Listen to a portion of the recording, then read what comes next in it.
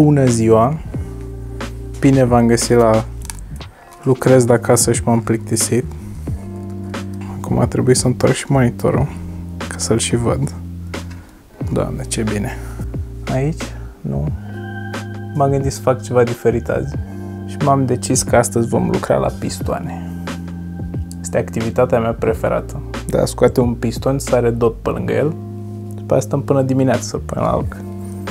Procedura e cam la fel la majoritatea frânelor, doar că asta am avut de zis. Dacă ați observat vreodată că vi se mișcă pistoanele cam greu.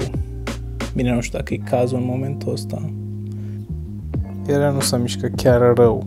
Mic disclaimer este că niciunul din noi nu e expert sau ceva în nimic. Dar tot ce am învățat noi a fost prin trial and error și până căutat pe internet și când nu găseam pe internet, pe dat cu ciocanul în chestii până nevoie de dot, de niște bețigașe de ureche și de ceva de curățat, gen alcool izopropilic sau brake cleaner. Cea mai ușoară variantă pe care am găsit-o recent ca să pot opri pistoanele este să folosesc două discuri vechi. Am două discuri vechi pe care le voi folosi. Schimbat apertura, că sunt deștept. Așa, pe care le voi folosi pe post de spacer, ca și cum ar lua locul plăcuțelor. Și am să le pun acolo în timp ce apăs pe manetă ca să scot pistoanele în afară și ideal ar fi să le scot pe toate.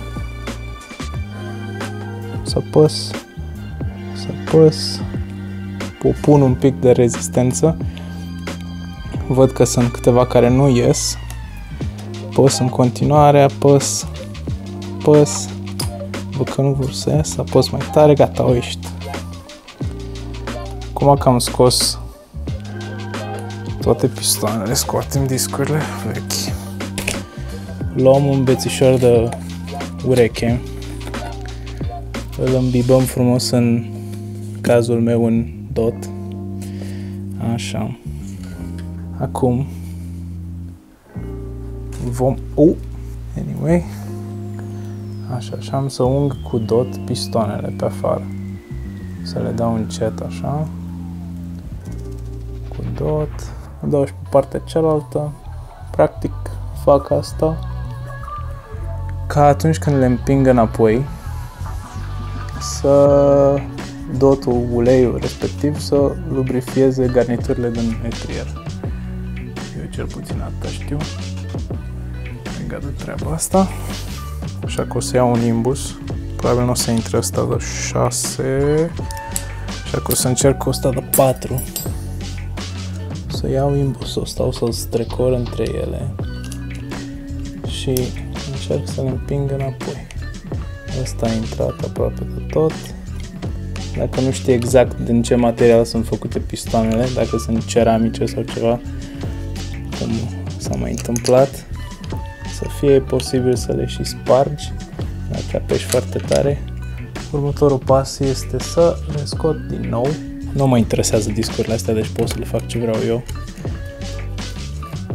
Le punem acolo și apoi apăsăm pe manetă și scoatem pistoanele și dacă iese vreunul înainte o să încerc să opun rezistență împingând cu mâna în el cumva, ca să nu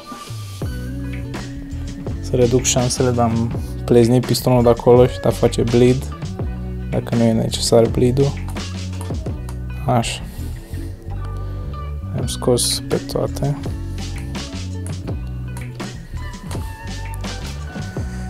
Acum, din nou, în loc de dot, am să le curăț. Să dau cu alcool izopropilic sau cu brake cleaner. Eu o să dau cu alcool izopropilic și cu partea cealaltă a bățului de ureche o să le șterg. Bine, o să dau de mai multe ori să mă asigur că nu rămâne dot prin zona Curat. Dacă ați făcut bleed la frâne și încă vi se pare că nu funcționează cum ar trebui ele și nu vă oprește cum trebuie și ați eliminat toate posibilitățile de contaminare sau de conductă fisurată, Doamne ferește, asta ar fi următorul pas. Mai e o tehnică de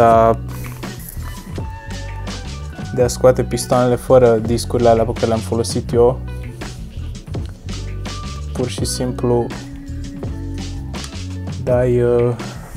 dacă asta ți-ar mai trebui o persoană, zic, de obicei așa am făcut încă o persoană, cineva apasă pe manetă încet și cealaltă persoană ține cu două imbusuri sau cu un imbus până ies două seturi sau două perechi, o pereche între pistoanele astea și le ții pe celelalte până mai scoți unul sau, mă rog, trebuie să jonglezi cu ele și nu e chiar așa de fun. Și acolo am scos cele mai multe pistoane și dacă se întâmplă asta trebuie să stai să faci bleed la tot sistemul. Că, da.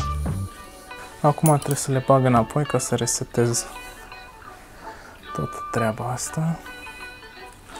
Hai că mai mult o dată. Bună ziua! Am să încerc să împing de fapt pistoanele înapoi fără să forțez treaba.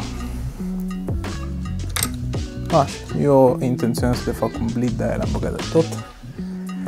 Ca recapitulare, cea mai bună tehnică pe care am găsit-o eu, deci cea mai bună variantă pe care am găsit-o e cu două discuri. De-astea, vechi, pe care le-am găsit pe aici, nu mai știu. Nu mai știu unde sunt. Pe care le pui aici, între pistoane, apeși pe manetă până ies toate pistoanele, le curezi cu lichidul specific frânei respective DOT, SRAM, Shimano Mineral Oil, Magura la fel, tot Mineral Oil. După aia bagi pistoanele înapoi cu imbusul sau ce crezi tu că nu le-ar sparge. În cazul ăsta, astea sunt metal și nu prea bine, le-am mai pușit eu un pic cu imbusul uneori, dar n-au pățit nimic mai rău de atâta. Și după le scoți din nou, le cureți, de fapt după ce le-ai curățat, le pui înapoi, îți pui călcuțele și baftă.